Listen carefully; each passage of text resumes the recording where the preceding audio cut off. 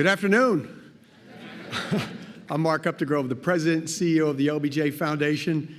Welcome to our commemoration of the 60th anniversary of the Civil Rights Act of 1964.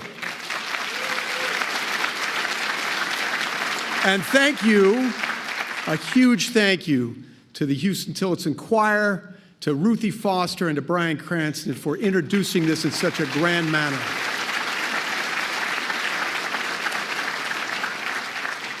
The walls of the LBJ Auditorium once again echo with history and voices from the past. 8 years after speaking to Americans in advance of signing the Civil Rights Act, which made real our nation's most sacred promise of all men are created equal, Lyndon Johnson stood on this stage as a former president and delivered his last public remarks. Battling a weak heart, President Johnson defied doctors' orders to give a keynote address at a civil rights symposium he had convened to talk about the state of race in America. He had something to say, and he was determined to say it. Until we overcome unequal history, he declared, we can't overcome unequal opportunity. There is work still to be done, so let's be on with it. The work would fall to others. The following month, our 36th president died of a heart attack at his beloved LBJ ranch. But even now, half a century later, we hear his call. Since then, 4 other presidents, including the first African-American president, have graced this stage to recognize the advancement of civil rights and to talk about the work still to be done. Today, we are deeply honored to welcome the 46th president, Joe Biden, who has made the central cause of his presidency the preservation and strengthening of democracy and has pursued a policy of equity for all, including people of color and others who have been historically underserved, marginalized, and adversely affected by persistent poverty and inequality. Among the many things he has done is to appoint the first black woman, Ketanji Brown Jackson, to the U.S. Supreme Court,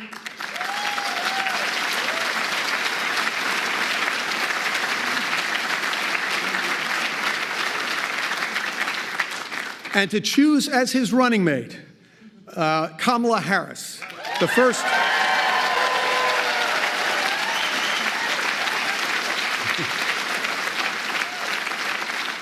black woman, South Asian American to hold the vice president, but you already knew that.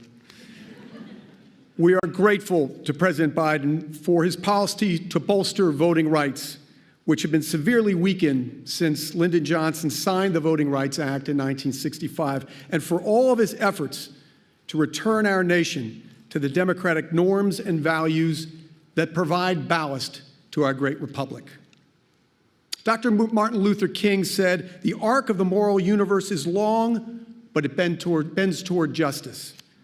America is at its strongest when justice prevails, and when the winds of change make our country more united, more inclusive, more righteous. The Civil Rights Act we commemorate today, as well as the Voting Rights Act and Fair Housing Act, all championed and signed by Lyndon Johnson, are on exhibition in the LBJ Library's Great Hall just above us. Those transformative laws are surrounded by iconic photographs of the activists who held the front lines of the civil rights movement, and whose unyielding fearlessness in the face of racial tyranny helped bend the arc of the moral universe toward justice and a more perfect union. Among them is Andrew Young, who stood by the side of Martin Luther King Jr. as a lieutenant in the movement they forged as much as any. Upon awarding Ambassador Young the Medal of Freedom, President Jimmy Carter said, "Andy Young is the brightest star in the American firmament. He's a man who represents integrity and understanding, humility and purpose. He has carried on well the heritage of Martin Luther King." To introduce the President of the United States, ladies and gentlemen, please join me in welcoming Ambassador Andrew Young.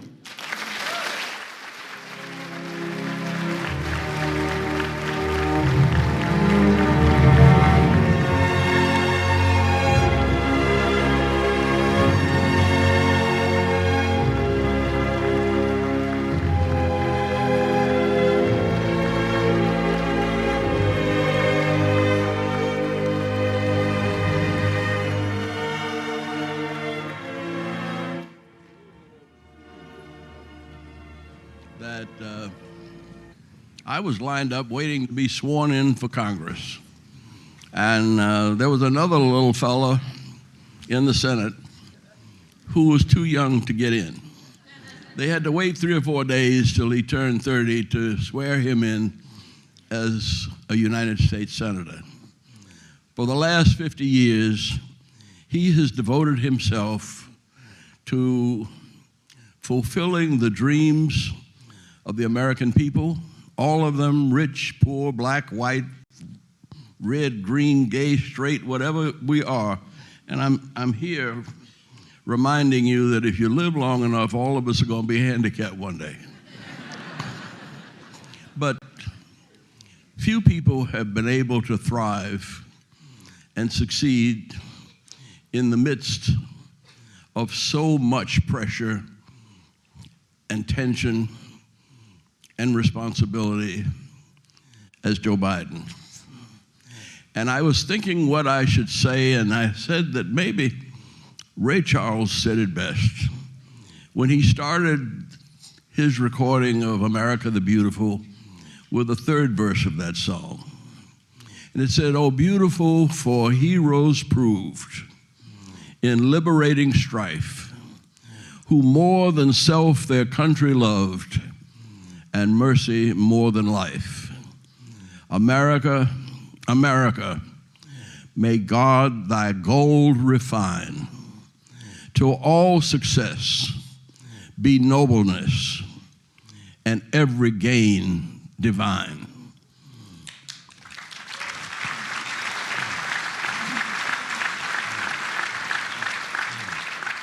I think that is a promise fulfilled in the life of the 46th President of the United States, Joseph Biden. Mr. President.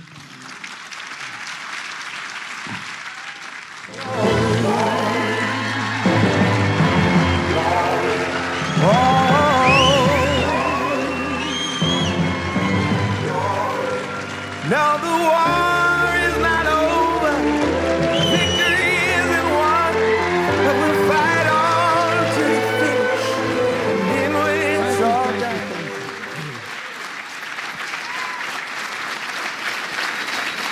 Thank you. Thank you.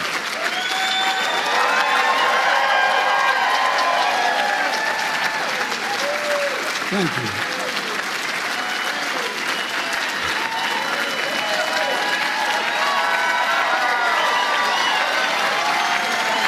Thank you, thank you, really.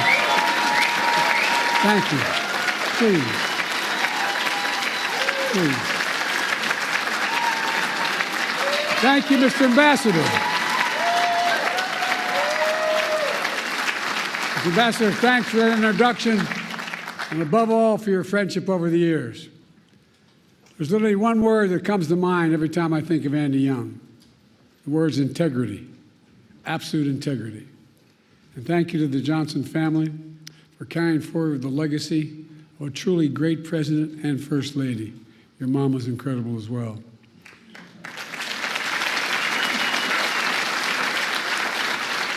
The same goes to Mark Upgrove, president of the LBJ Foundation.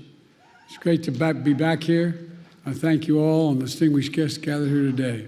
Look, I was in college at the University of Delaware in our early beginning years when I heard the news of that President Kennedy had been assassinated. I remember exactly like anybody in my generation remembers exactly where they were sitting, standing, or walking. I was on the steps of one of the university halls called Hullion Hall at the university, listening on transistor radio with 3 other people.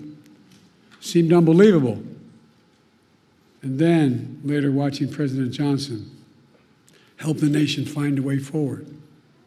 In his first address after the tragedy, President Johnson said, and I quote, "Nothing could more eloquently honor President Kennedy's memory than the earliest passage of the Civil Rights Bill."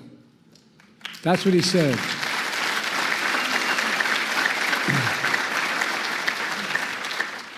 As a kid coming up, I always admired President Johnson for his public service, whether it was a school teacher in South Texas, master of the United States Senate, historic vice president and president, his philosophy was simple.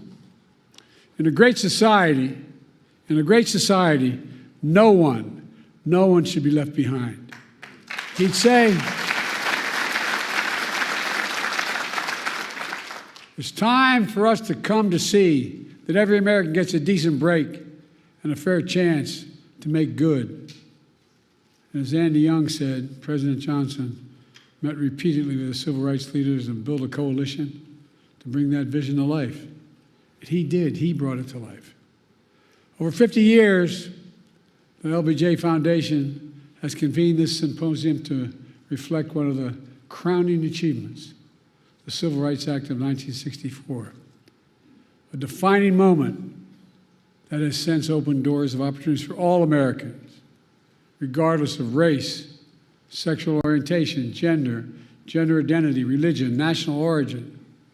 Together with the Voting Rights Act and the Fair Housing Act, these three landmark laws he signed are remarkable in their scale and their scope. Taken together, these three acts have made this nation fundamentally more fair, fundamentally more just, and most importantly, fundamentally more consistent with our founding principles. For real. And we're a better nation because of them. We must be clear. Their work, our work, is not done. It's not done. We do not celebrate these laws as part of our past, but as critical components of our future. President Johnson understood what President Lincoln understood in his own time, that the courts would determine the scale and scope of our laws. Over 100 years after the Emancipation Proclamation, President Johnson vowed, in his words, to do this job that Lincoln started, by challenging the court to live up to its constitutional responsibility. He did that by nominating Thurgood Marshall as the first black justice of the Supreme Court.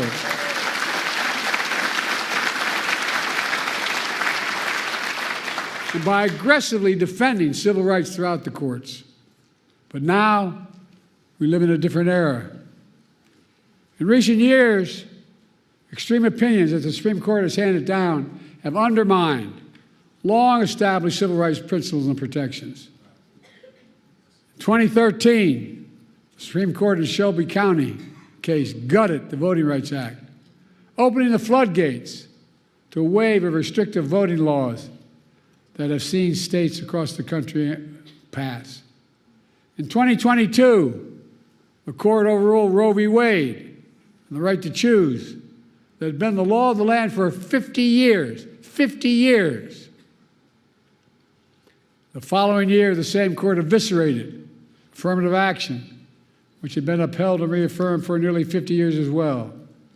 And now, there's an extreme movement and agenda called Project 2025. Well, by the way, they're serious, man. They're planning another onslaught attacking civil rights in America. For example, Project 2025 calls aggressively attacking diversity, equity, and inclusion across all aspects of American life. This extreme MAGA movement even proposes to end birthright citizenship. That's how far they've come. End birthright citizenship, which if you're born in America, you're an American citizen. That's how extreme these guys are.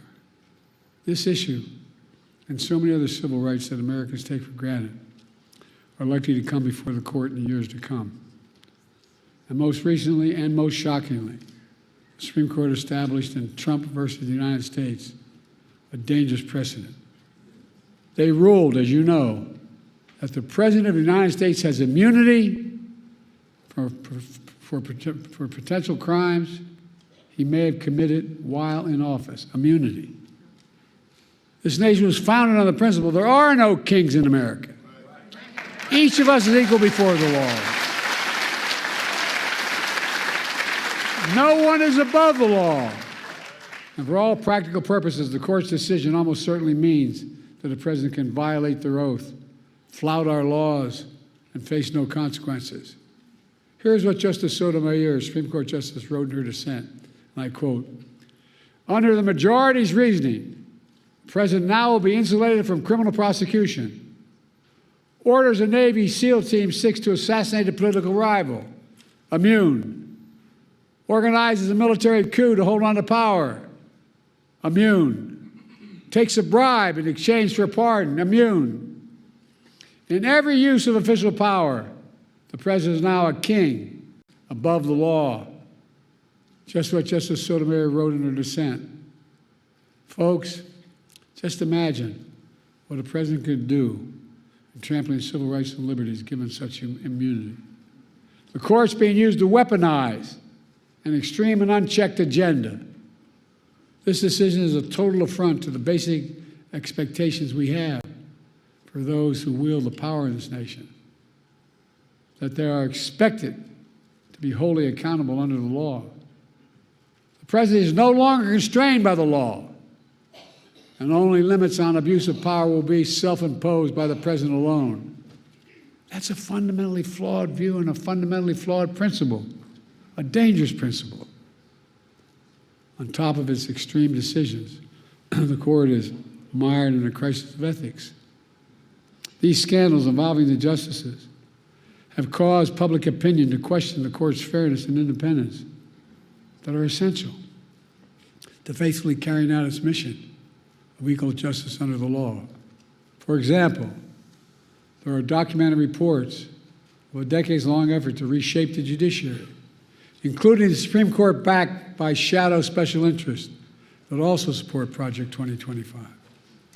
Undisclosed gift to justice is worth hundreds of thousands of dollars from wealthy benefactors who have interest before the very court they're contributing to. Conflicts of interest from those connected to January 6th insurrectionists, and a blatant attack on nominating and confirming justices of the court itself. Do you all remember when Justice Scalia died in February of 2016?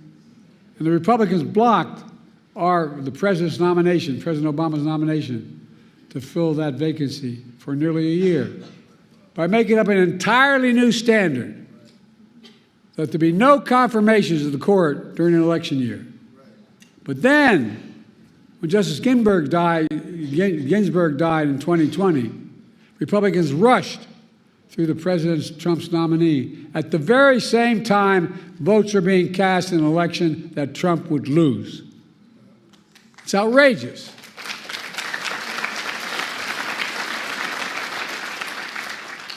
I know I don't look it, but I served in the Senate for 36 years, including as chairman and ranking member of the Judiciary Committee. I've been told that I've overseen more Supreme Court nominations as senator, vice president, and president than anyone in history, anyone alive today, I should say. I have great respect for our institutions and the separation of powers laid out in our Constitution. But what's happening now is not consistent with that doctrine of separation of powers. Extremism is undermining the public confidence in the court's decisions. As soon as I came to office, I convened a bipartisan presidential commission on the Supreme Court of the United States, comprised of leading constitutional scholars, both liberal and conservative, to provide recommendations on potential reforms to the court. I've been careful in these deliberations because these are serious, serious decisions. In the face of increasing threats to American democratic institutions, I use the Commission's analysis, and today I'm calling for 3 bold reforms to restore trust and accountability to the court and our democracy. As the press shouted to me as I got off Air Force One, the Republican Speaker of the House said, "Whatever he proposes is dead on arrival." Well, I think his thinking is dead on arrival.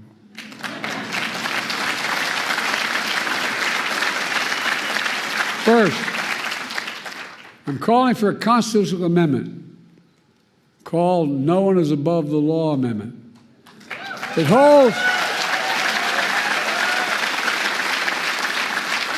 and I mean this sincerely, it holds that there's no immunity for crimes former president committed while in office. I share our founders' belief that the president must answer to the law. The president is accountable in the exercise of the great power of the presidency. We're a nation of laws, not kings and dictators.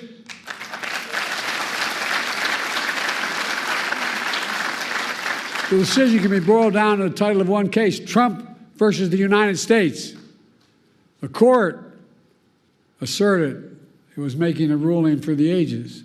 That isn't true. The court made a ruling for one, a former president. No other president in our history has asked for this kind of immunity for criminal actions. And no president, no former president, not me, not one, has and should have been given any exception to this with such immunity. The second thing I'm asking for, we've had term limits for presidents of the United States for nearly 75 years after the Truman administration. And I believe we should have term limits for Supreme Court justices of the United States as well.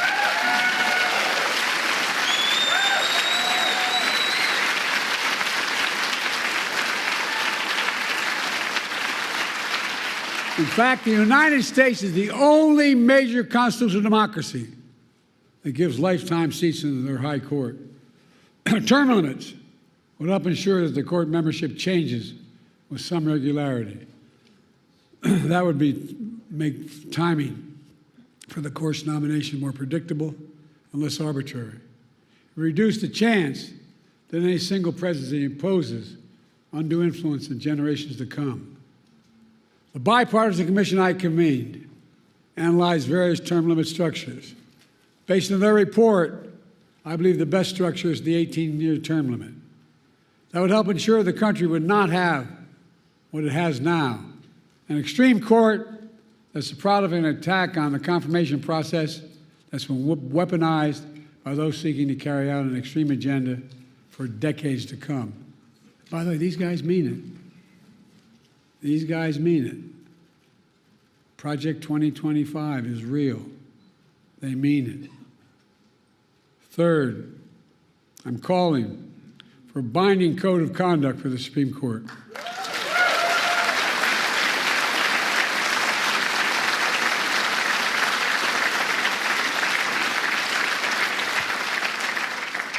Supreme Court's current ethics code is weak and even more frightening, voluntary.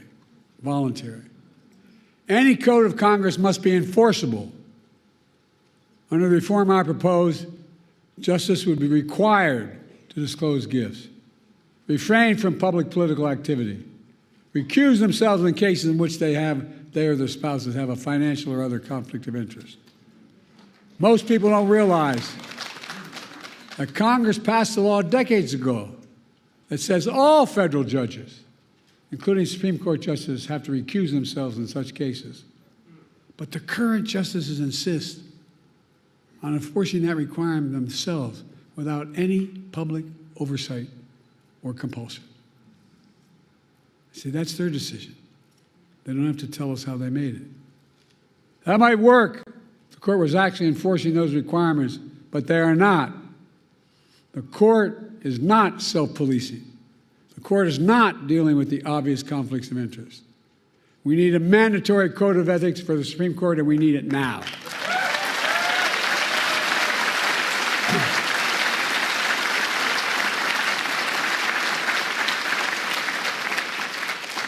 My fellow Americans, based on all my experience, I'm certain we need these reforms. We need these reforms to restore trust in the courts, preserve the system of checks and balances that are vital to our democracy. There are also common sense reforms that a vast majority of the American people support, as well as leading constitutional law scholars, progressives, and conservatives. I look forward to working with the Congress to implement these necessary reforms. A number of members of Congress are here today. Let me close with this. President Johnson signed the Civil Rights Act of 1964 just 2 days before the 4th of July. He said in that bill signing, and I quote, "This is a proud triumph, yet those who founded our country knew the freedom would be secure only if Each generation fought to renew in largest meaning, end of quote. That's what I've tried to do throughout my career, inspired by the cause of civil rights.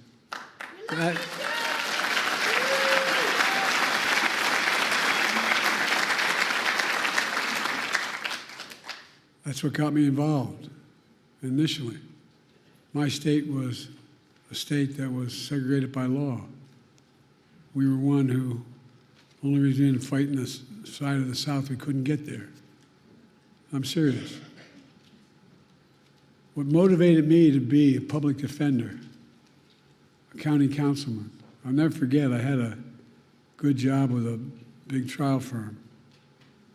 And in Delaware, you have to study for the bar for 6 months before you're allowed to take it. And in the meantime, while I was studying for the bar, that's when Dr. King was assassinated.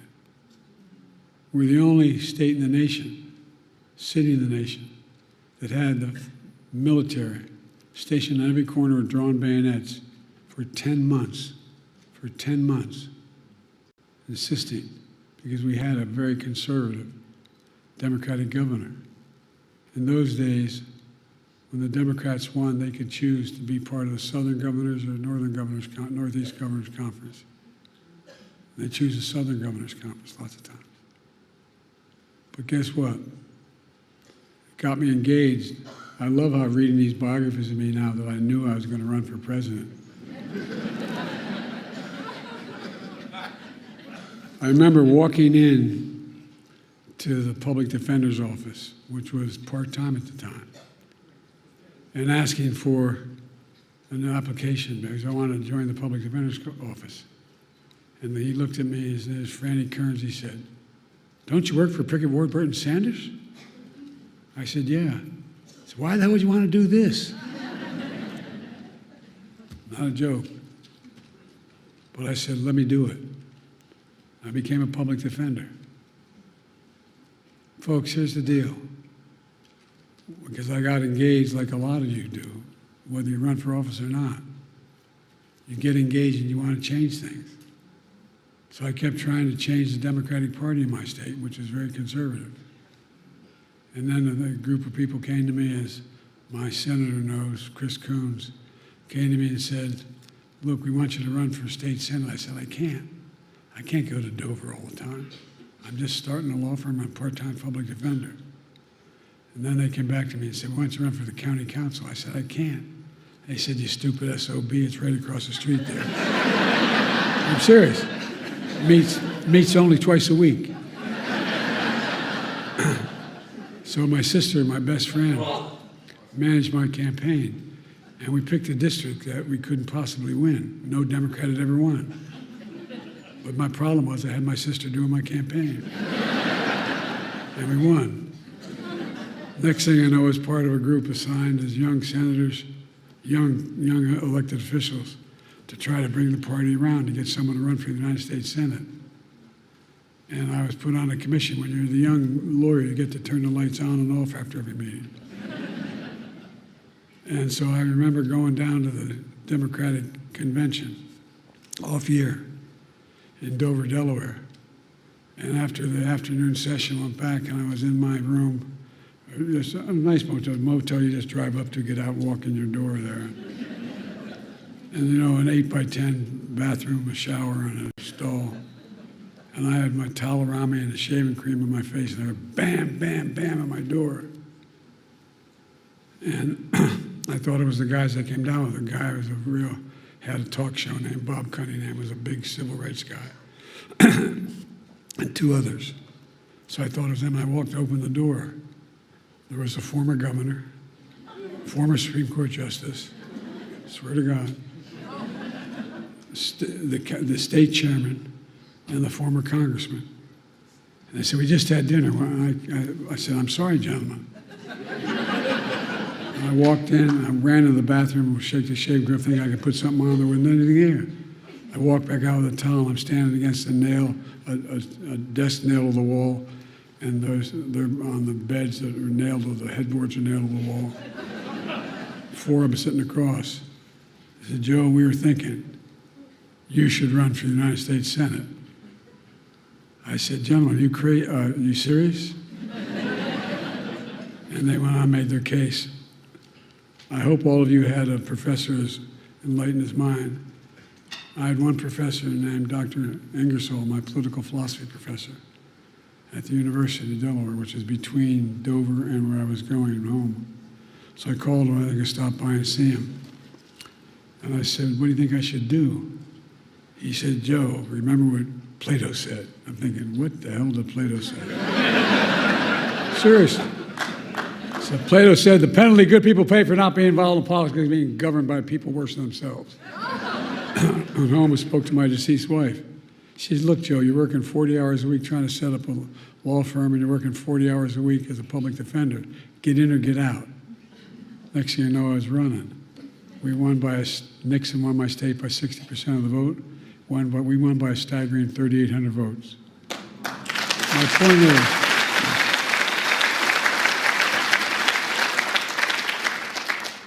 I didn't know what the hell I was doing. But look, and I went on to be able to I had to wait a little bit to be sworn in. You got to be 30 to be sworn in. And then I was the vice president, the first African-American president in American history.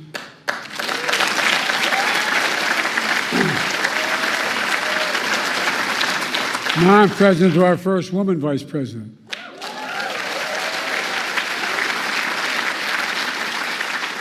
I've made clear how I feel about Kamala, and she's been an incredible partner to me, a champion of civil rights throughout her career. And she'll continue to be an inspiring leader and project this very idea of America. The very idea that we're all created equal and deserve to be treated equally throughout our lives. We've never fully lived up to that, but we've never walked away from it. We've never walked away because leaders like Lyndon Baines Johnson, my fellow Americans, in 2 years we'll commemorate the 250th anniversary of the signing of the Declaration of Independence. That July 4th of 2026 will be a moment not only about our past, but about our future. Imagine that moment and ask yourself, what do we want to be? We can and must be protected and expand our civil rights in America. We can and must prevent the abuse of presidential power and restore faith in the Supreme Court.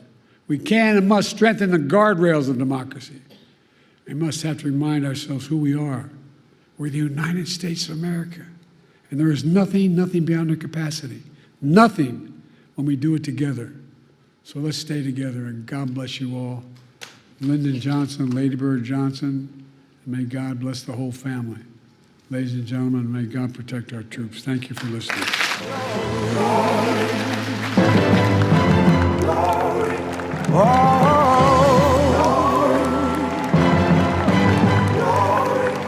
Now the war